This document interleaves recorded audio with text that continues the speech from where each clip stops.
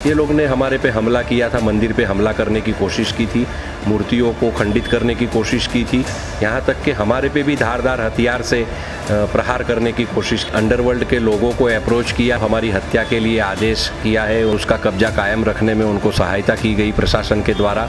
तत्पश्चात भी हमको प्रशासन ने कोई मदद नहीं की। हमारे पे 2 झूठी FIR, कोई ना कोई राजनेता उसका सहयोग कर रहे हैं। सबसे पहले स्वामी जी, हम जिस मठ में हैं इसके बारे में, इसका इतिहास कुछ बताएंगे? ओम नमो नारायण।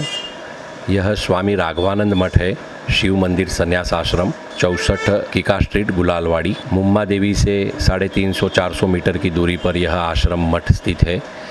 यह मठ 200 वर्ष प्राचीन मठ है।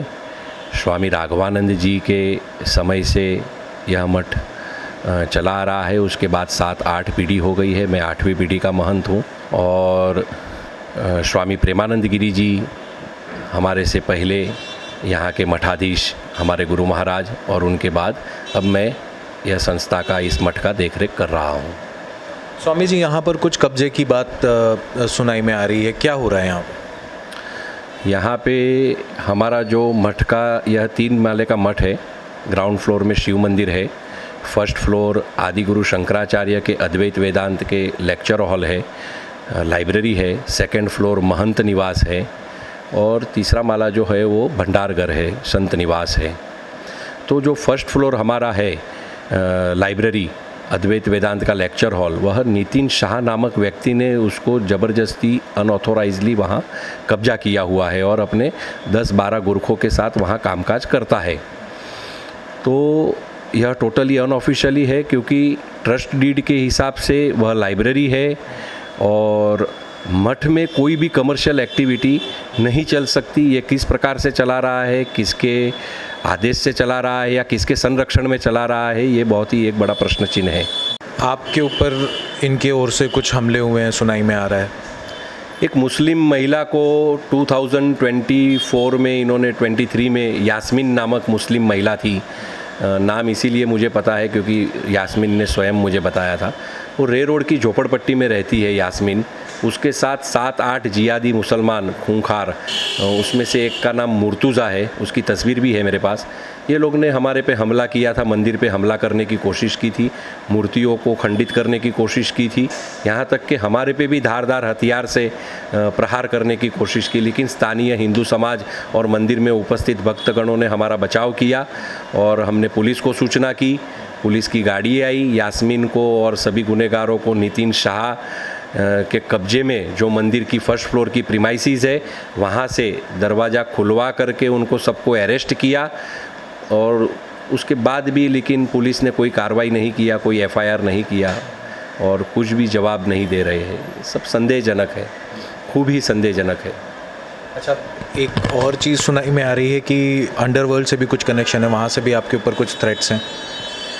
जी, सामने आई है ये बात कि नितिन शाह ने अंडरवर्ल्ड के लोगों को अप्रोच किया है और उनको हमारी हत्या के लिए आदेश किया है, उनसे बातचीत की है, पैसे के लेन देन की बात की है।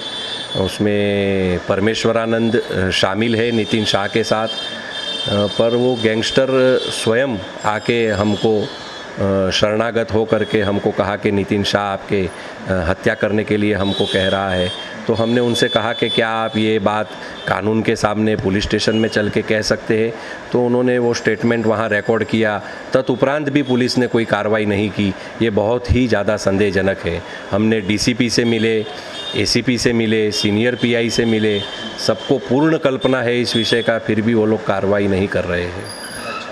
आप इस कब्जे के विरोध में पुलिस के पास गए, कुछ प्रशासन की तरफ से एक्शन हुआ? प्रशासन की तरफ से कोई एक्शन नहीं हुआ, उल्टा उसको संरक्षण दिया गया और उसका कब्जा कायम रखने में उनको सहायता की गई प्रशासन के द्वारा। हमने प्रशासन को पूर्ण तरीके से अवगत कराया, ट्रस्ट डीड से लेके, इस परंपरा से लेके, साधु संतों से बातचीत करवाई प्रशासन को, साधु संत आए। तत्पश्चात भी हमको प्रशासन ने कोई मदद नहीं की।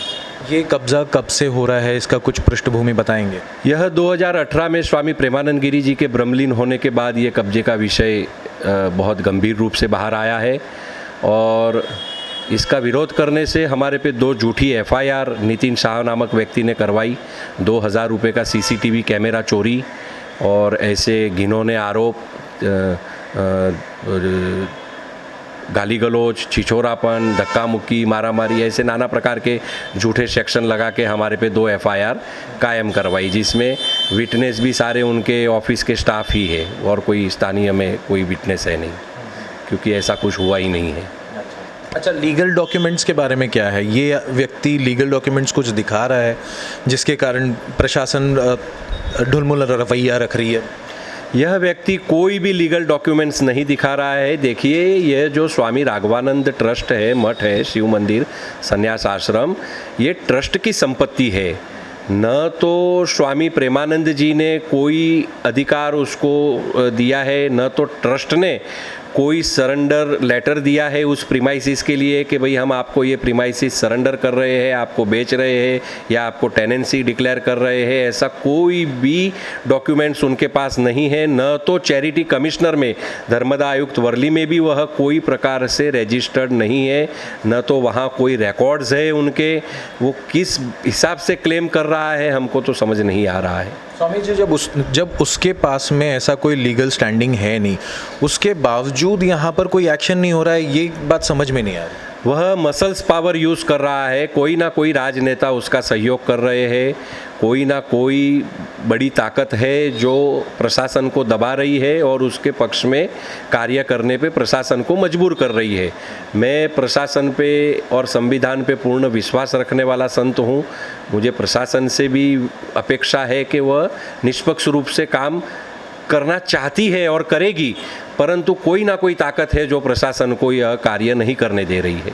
हमारी माननीय मुख्यमंत्री श्री देवेंद्र जी फडणवीस से यही अपील है कि वह इसमें हस्तक्षेप करे और तत्काल जो भी जिम्मेदार वरिष्ठ पदाधिकारी है, पुलिस अधिकारी है, उसको तत्काल रूप से निर्देश करे कि यह कल्प्रिट जो दोषी है नितिन शाह और इसमें जो भी दोषी है उनके ऊपर सख्त से सख्त कार्रवाई की जाए और मठ की सुरक्षा पे ध्यान दिया जाए। मठ के मान सम्मान और इसकी गरिमा को बना के रखने के लिए हमको प्रशासन से जो भी सहयोग की अपेक्षा है वह पूर्ण हो, ऐसी हम देवेंद्र जी फडणवीस से अपील करते हैं। माननीय श्री एकनाथ शिंदे जी से अपील करते हैं, जो भी जिम्मेदार व्यक्ति है इसमें हस्तक्षेप करके इसको देखे इस काम को।